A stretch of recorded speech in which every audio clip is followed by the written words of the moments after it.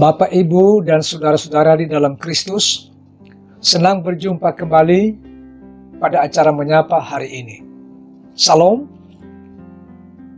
Pada pertemuan kita kali ini, saya melanjutkan menyampaikan firman Tuhan dengan tema korban iri hati. Pada video pertama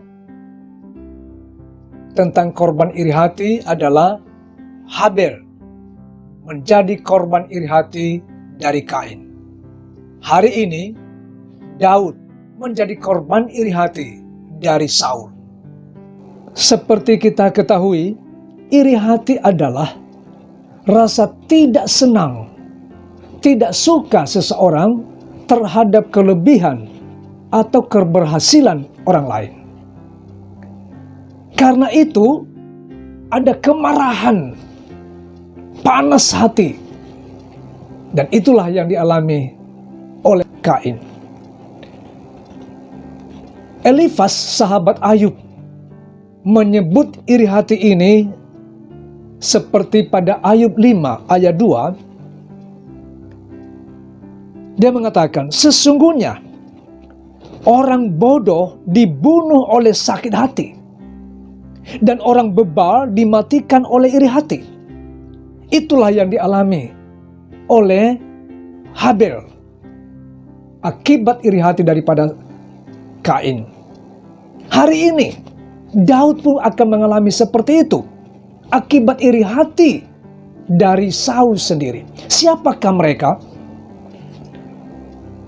Saul adalah raja pertama Israel, pilihan rakyat. Pada waktu itu sedang berada di medan perang, berhadapan dengan Goliat, raksasa Filistin. Tapi ia takut, ia tidak berani. Karena Goliat bagi dia sangat kuat, terlalu kuat. Bahkan ia berjanji akan memberikan seorang anak perempuannya bagi siapa saja yang bisa mengalahkan Goliat. Daud, seorang rakyat biasa.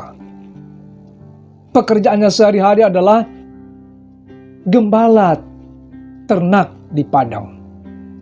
Suatu kali dia pergi membawa makanan untuk saudara-saudaranya di medan perang.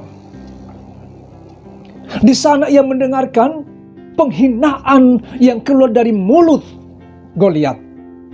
Dia menghina Allah Israel. Dia menghina umat Israel. Dia juga mendengarkan apa janji Saul kepada siapa yang bisa mengalahkan Goliat. Setelah ia mendengarkan penghinaan daripada Goliat itu, hatinya berkobar-kobar, hatinya panas.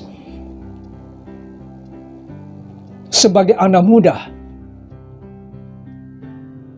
dia menantang Goliat karena imannya kepada Tuhan dan atas nama Tuhan semesta alam. Dia akan menantang Goliat. Ia turun dan ia memilih 5 butir batu halus di sungai. Kemudian ia mendekat ke barisan tentara Filistin. Dan ia mendekat kepada Goliat.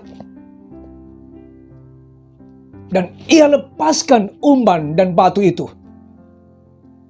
Dan batu itu terbenam di dahi Goliat. Tersungkurlah Goliat.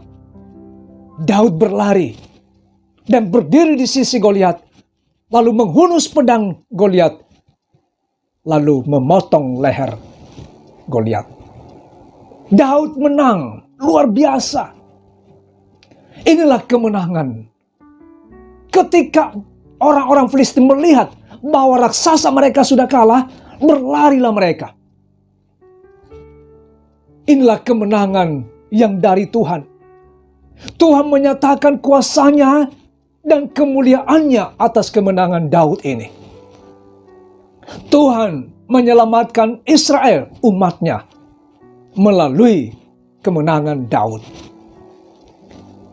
Tetapi apa yang terjadi setelah itu?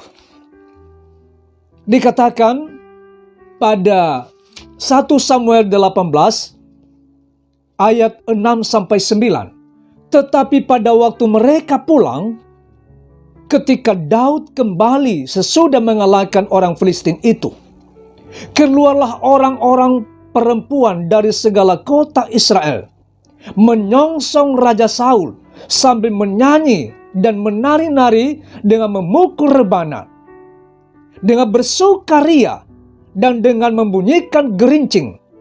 Dan perempuan yang menari-nari itu menyanyi berbalas-balasan, katanya, Saul mengalahkan beribu-ribu musuh, tetapi Daud berlaksa-laksa. Lalu bangkitlah amarah Saul dengan sangat, dan perkataan itu menyebalkan hatinya. Sebab pikirnya, kepada Daud diperhitungkan mereka berlaksa-laksa, tetapi kepada aku diperhitungkannya beribu-ribu. Akhir-akhirnya jabatan raja itu pun jatuh kepadanya.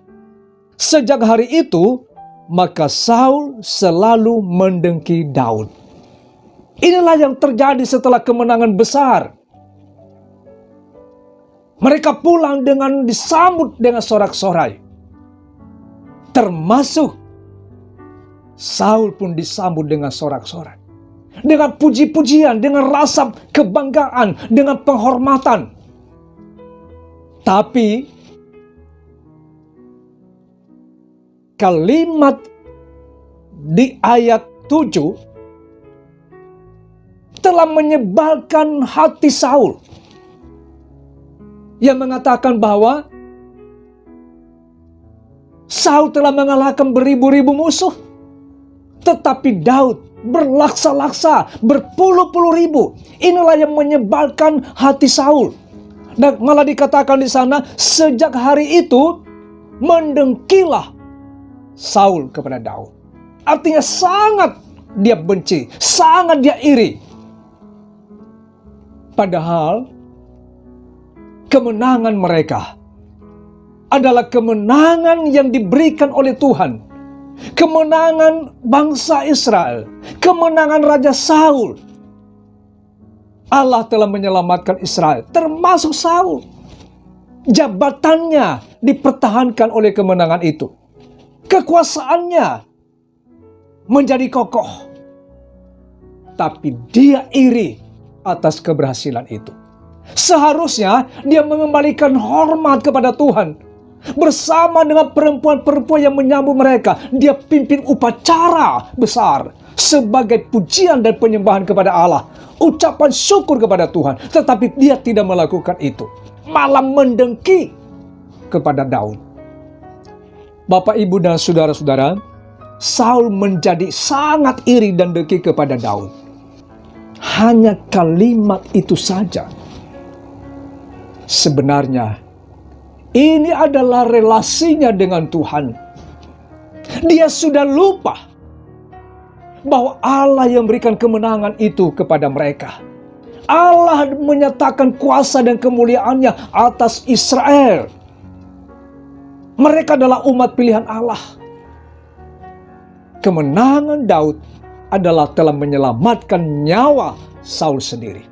Seharusnya ia mengucap syukur kepada Tuhan. Ia berterima kasih kepada Daud. Tapi karena iri telah menguasai dirinya, kedengkian telah menguasai dirinya,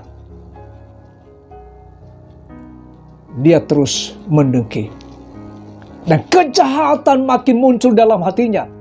Dan berulang kali dia mau membunuh Daud. Akibat iri hati daripada Saul kepada Daud, Daud sendiri sudah berulang kali terancam mati. Tapi syukur kepada Allah, Daud umat sebagai pilihan Allah. Apa yang Allah sudah rencanakan, kehendak Allah bagi Daud, tidak bisa dibatalkan oleh manusia, termasuk Raja Saul. Daud yang sudah diurapi oleh Tuhan, dia tetap diangkat menjadi Raja Israel, menjadi raja yang besar setelah Saul. Iri hati yang menguasai Saul terus menggerogoti hatinya. Bahkan pada akhirnya, bukan hanya Tuhan menolak dia. Kita lihat kemudian, dia mati bunuh diri. Saudara-saudara yang saya kasihi di dalam Kristus, sangat berharga bagi kita firman Tuhan ini. Iri hati bisa mengakibatkan kematian orang lain. Iri hati bisa mengorbankan orang lain yang tak bersalah. Iri hati bisa mengorbankan orang lain yang justru telah berbuat baik kepada kita. Sama seperti Daud, dikorbankan oleh Saul. Padahal Daud telah berbuat baik. Bukan hanya kepada bangsa Israel, tapi kepada Saul sendiri. Oleh sebab itu, ini menjadi peringatan kepada kita bahwa kita tidak boleh iri hati, dengki kepada orang yang berhasil atau mempunyai kelebihan. Karena ini bahaya. Tapi juga menjadi penghiburan kepada kita. Ketika kita menjadi korban dari iri hati seseorang, tetaplah hidup benar. Hidup bersyukur kepada Tuhan. Hidup dengan tulus kepada Tuhan. Sebab rancangan Allah bagi seseorang tidak akan dibatalkan oleh perbuatan orang lain. Ketika Allah menghendaki seseorang seperti Daud menjadi raja, tidak akan batal dan tidak akan dihentikan oleh hanya perbuatan si jahat daripada Saul. Alkitab mengatakan kepada kita, jangan kalah terhadap kejahatan, tetapi kalahkanlah kejahatan dan kebaikan. Itulah yang dilakukan oleh Daud. Kiranya firman Tuhan ini menjadi peringatan kepada kita, sekaligus menjadi semangat motivasi kepada kita, bahwa menuruti kehendak Allah itulah yang tetap menyenangkan hati Tuhan. Kiranya Tuhan Yesus memberkati kita. Amin.